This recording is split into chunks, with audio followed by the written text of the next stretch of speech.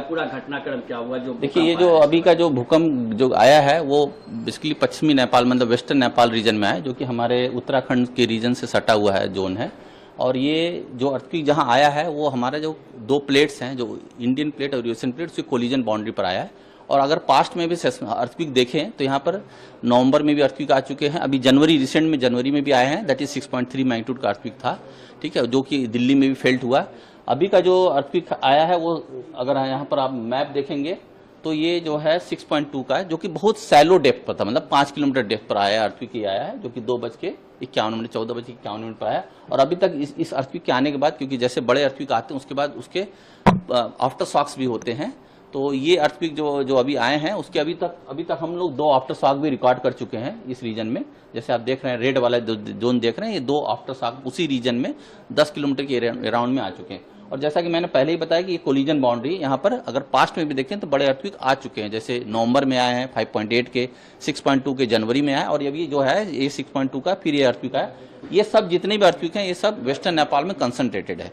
और एक collision boundary जहाँ स्ट्रेस बिल्डअप होता है और एनर्जी जब स्ट्रेस बिल्डअप होता है तो अगर उसकी जो रॉक की कैपेसिटी होती है उसके बियॉन्ड जाती है तो वो ब्रेक होता है, और ब्रेक होने पर अर्थक्वेक आते हैं। तो जैसे हिमालयन कोलिजन बाउंड्री है, अर्थक्वेक आते रहते हैं।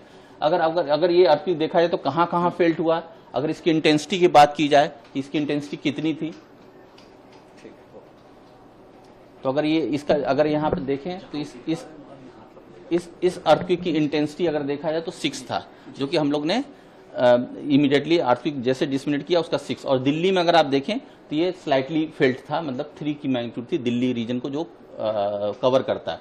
और उसी दौरान अगर देखा जाए तो पब्लिक से बहुत रिस्पांस आया। देखिए अब तक हमारे पास 1 घंटे बीत चुके हैं अर्थक्वेक के, 70 रिस्पांस आ चुके हैं।